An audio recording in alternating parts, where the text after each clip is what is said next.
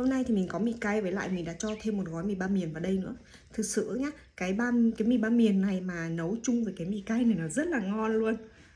Mời mọi người nha.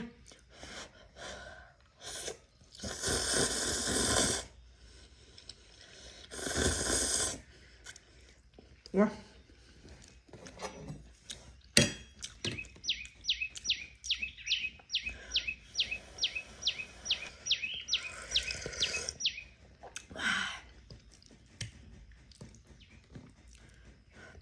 Trứng.